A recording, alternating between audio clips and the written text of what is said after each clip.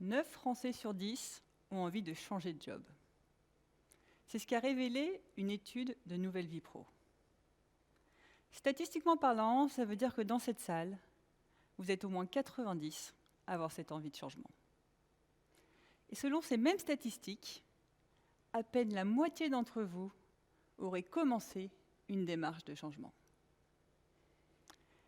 Imaginez un monde où tout le monde se lèverait le matin excité à l'idée d'aller travailler. Pour ma part, je suis persuadée que ce monde serait meilleur. Je m'appelle Alexandra Ridou, je suis coach certifiée et j'accompagne justement les salariés non épanouis dans leur poste à trouver et atteindre ce job qui les fera vibrer. Et d'ici quelques minutes, vous saurez pourquoi 55% des personnes qui veulent changer de job ne le font pas. Et surtout, je vous donnerai l'une des clés pour rendre ce que vous pensez impossible, possible. Mais avant de vous donner tout cela, j'aimerais un peu vous raconter mon histoire. Je n'ai pas toujours été passionnée par mon job. Non, d'ailleurs, quand je réfléchis, j'étais plutôt le profil pas de passion particulière. Et comme j'avais pas de passion particulière, et que je n'étais pas mauvaise en maths, j'ai fait des études d'ingénieur. C'est comme ça que j'ai intégré l'UTT. Pendant mes études, comme tout bon étudiant qui se respecte, j'ai utilisé mon temps libre pour faire la fête. J'ai beaucoup fait la fête. Bon, ok, peut-être un peu trop. Mais c'est pas ça dont je veux vous parler. Pendant mon temps libre, j'ai également dévoré de nombreux livres de développement personnel. J'étais fascinée par ces coachs en développement personnel. On a tous des personnes qu'on admire.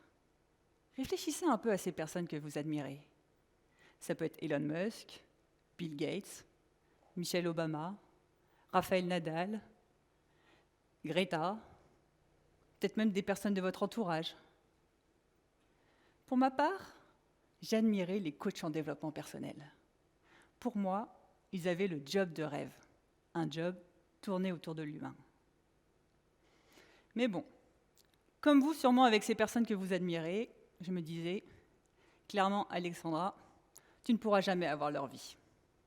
Non. De un, je pensais clairement pas avoir cette capacité à inspirer les gens. Et de deux, je n'allais pas me voiler la face. On n'a jamais vu un roi du développement personnel faire des études d'ingénieur. Clairement, cette idée, c'était à mettre au fond de ma tête. Alors je me suis concentrée sur ce que je pouvais faire avec mon diplôme d'ingénieur. Et c'est comme ça qu'à 24 ans, je suis rentrée dans le monde professionnel par la porte de la logistique. J'ai intégré un grand groupe agroalimentaire et globalement, mon rôle, c'était de me battre pour éviter des ruptures en magasin. Qu'est-ce que j'étais fière dans les débuts de dire que si vous consommiez des produits, c'était un peu grâce à moi. Et ouais, c'est moi qui avais approvisionné vos produits. D'ailleurs, à cette époque-là, je vais être honnête avec vous, mieux valait ne pas m'inviter à l'apéro. Parce que si vous m'invitiez et que vous aviez acheté des marques concurrentes, j'allais vous faire la gueule toute la soirée. Puis les années passent, et j'ai 29 ans. J'ai gravi quelques échelons, et je suis devenue manageuse. Qu'est-ce que j'ai adoré manager? Qu'est-ce que j'ai adoré faire grandir mon équipe? Par contre, la logistique, comment vous dire? La logistique, en fait, ça n'avait plus aucun sens pour moi. Non, dans un monde de surconsommation, je ne voyais plus du tout l'intérêt de me battre pour éviter des ruptures. Est-ce que le monde en avait vraiment besoin? D'ailleurs, bonne nouvelle, maintenant vous pouviez désormais m'inviter à l'apéro, j'en avais plus rien à faire que vous achetiez des barres concurrentes. Mais bon, chaque jour, je continuais de me battre pour éviter des ruptures. Et chaque soir, j'avais cette petite voix. Vous savez, cette petite voix interne qu'on n'a pas trop envie d'écouter. Moi, cette petite voix, elle me disait « Mais Alexandra, mais quelle énergie gaspillée! Tu ne pourrais pas faire quelque chose qui aurait un réel impact sur la vie des gens ?» Bah ouais, mais quoi?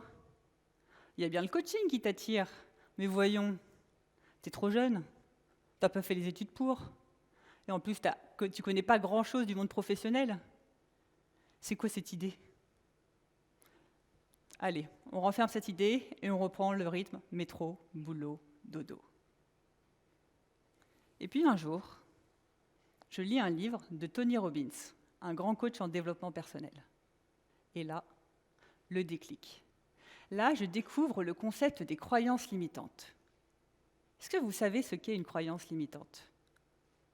Une croyance limitante, c'est quelque chose que vous allez juger vrai, mais qui vous tire vers le bas, et qui finalement n'est peut-être pas si vrai que cela. Si je reprends mon exemple, j'avais la croyance limitante que je n'étais pas légitime à devenir coach. Comme j'avais cette croyance, je faisais rien pour essayer de devenir coach, ce qui venait donc renforcer le fait que clairement, Alexandra, t'es pas faite pour être coach. Ce concept autour des croyances, on appelle cela la boucle auto-validante. Laissez-moi vous expliquer. Partant d'une de vos croyances, vous allez avoir un comportement qui va engendrer un résultat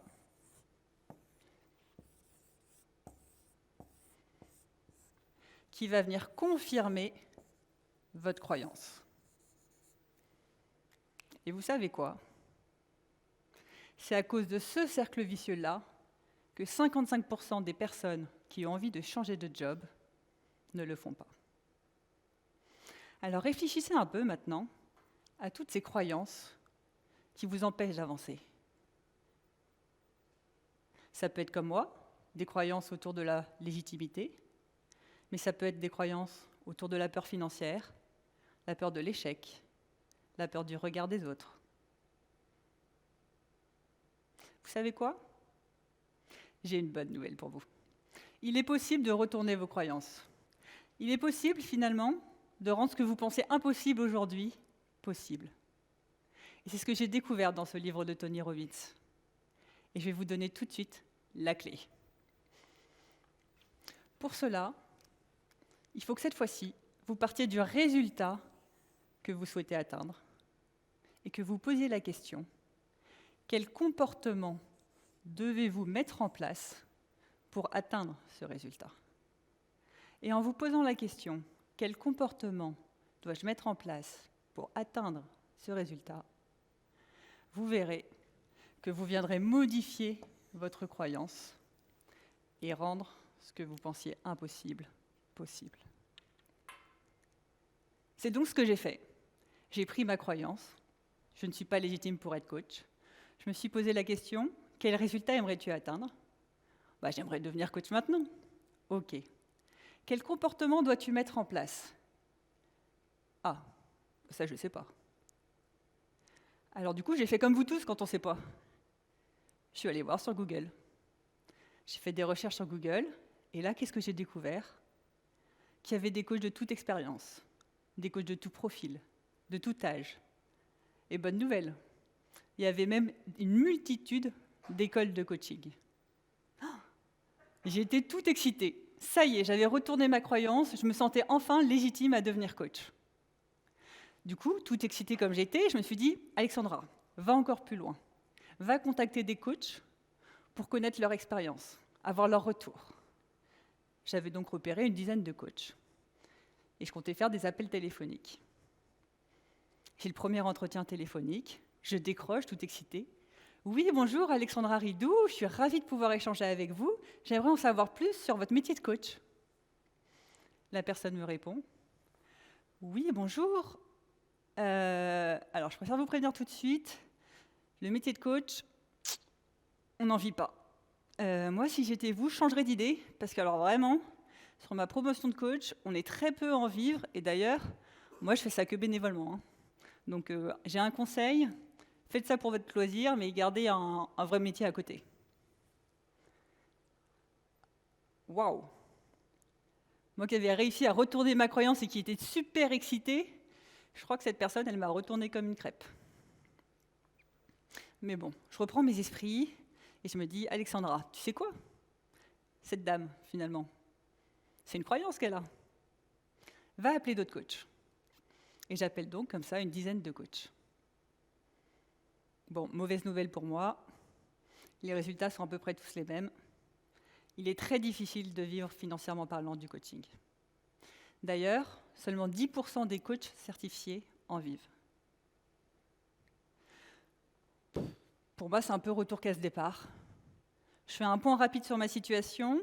Je suis en CDI, je suis bien payée, je fais du bon boulot, j'ai envie de fonder une famille. Clairement, est-ce que j'ai envie de quitter tout ça et prendre autant de risques pour un métier qui ne rapporte pas d'argent? Non, clairement, ce métier de coach, il est beaucoup trop risqué. Si je ne peux pas vivre du coaching, je préfère rester dans ma vie. Alors je reprends mon rythme, métro, boulot, dodo. Et chaque soir, j'ai cette petite voix qui revient. Mais Alexandra, mais putain, quelle énergie gaspillée! Tu pourrais pas mettre ton énergie dans quelque chose qui aurait un réel impact sur la vie des gens? On en a déjà parlé. Pourquoi faire? Il n'y a que le coaching qui me vient à l'esprit. Mais le coaching, on en a parlé, c'est trop risqué financièrement. Tu ne peux pas. Bon, comme je ne savais pas quoi faire d'autre, on reprend le rythme. Métro, boulot, dodo. Et puis un jour, dans le métro, parce que de temps en temps, ça a du bon, le métro, j'écoute un podcast. Et là, je redécouvre la méthode des petits pas. Est-ce que vous connaissez la méthode des petits pas? La méthode des petits pas, ça consiste, quand on a un objectif qui paraît trop ambitieux, à le diviser en sous-objectifs, puis en sous-étapes, puis en sous-petites actions, jusqu'à avoir des tout petits pas, pour que, petit pas par petit pas, on atteigne notre objectif. Alors oui, cette méthode des petits pas, elle marche seulement si votre objectif est ambitieux, mais également réaliste. Si vous avez 50 ans et que vous souhaitez devenir astronaute, je ne connais pas votre situation actuelle, mais ça me paraît quand même très compliqué. Non, cette méthode, elle marche si vous avez un objectif ambitieux, mais réaliste. Et je peux vous garantir que si vous utilisez la méthode du retournement des croyances avec la méthode des petits pas, vous pouvez réellement rendre ce que vous pensez aujourd'hui impossible, possible. Et c'est donc ce que j'ai fait. J'ai pris ma nouvelle croyance, je ne peux pas vivre financièrement du coaching. Je l'ai d'abord retournée. Ok, quel résultat je souhaitais atteindre? Je souhaitais pouvoir vivre du coaching. Ok. Quel comportement devais-je mettre en place? Dans ces cas-là, il fallait que j'arrive à assurer financièrement ma transition et ensuite avoir des clients réguliers pour pouvoir en vivre. Ok. Quels petits pas devais-je mettre en place? Là encore, je sèche. Mais je me suis forcée. Je me suis forcée chaque semaine à faire au moins un petit pas. Alors au début, c'était des recherches Google. Puis un jour, je me suis retrouvée inscrite à une formation de coaching. Puis je me suis retrouvée certifiée coach. Puis j'ai quitté mon CDI. Et je suis devenue coach. Moi, Alexandra, l'ingénieure, j'ai rendu possible ce rêve qui me paraissait impossible il y a quelques années. Et je suis devenue coach. Je ne sais pas si vous avez vu la Ferrari garée sur le parking. Je vais être honnête, c'est pas la mienne. Non, je ne roule pas encore sur l'or. Mais bon, j'ai de quoi subvenir à mes besoins. Et surtout, chaque matin, je me lève excitée à l'idée d'aller travailler. Et ça, je peux vous garantir que ça n'a pas de prix. Et en plus, avec la méthode du retournement des croyances et des petits pas, je sais que je suis désormais capable d'atteindre tous mes objectifs à venir. Mais bon, si on arrêtait un peu de parler de moi, si on parlait de vous, quelle est cette situation idéale que vous aimeriez atteindre? Prenez quelques secondes pour l'imaginer. Où est-ce que vous vous voyez? Qu'est-ce que vous faites? Avec qui êtes-vous? Comment vous vous sentez dans cette situation idéale? Et quelle action avez-vous dû mettre en place pour atteindre cet idéal? Alors ce soir, je ne vais pas vous demander de lister toutes les raisons qui font que cette situation est inatteignable. Je ne vais pas non plus vous demander de lister toutes les raisons qui font que votre vie, c'est plus compliqué que ça. et que mon discours, il est trop utopiste. Non, ce soir, je vous invite à vous poser les questions. Quel comportement devez-vous mettre en place pour atteindre cette situation idéale? Et quels petits pas pouvez-vous mettre en place dès cette semaine? Alors oui, le changement ne se fera pas du jour au lendemain. Ça pourrait bien prendre des mois, voire des années. Mais si c'était si simple, tout le monde travaillerait avec passion aujourd'hui. Non, le chemin est peut-être compliqué. Mais si vous ne vous mettez pas, dès aujourd'hui, à avancer vers cet idéal, qui vous dit que vous le ferez un jour? Alors pour finir, ce soir, je vous propose que tous ensemble, chacun d'entre nous, on retourne nos croyances, on avance petit pas par petit pas, et on rend ce qu'on pense impossible possible pour un monde meilleur. Merci.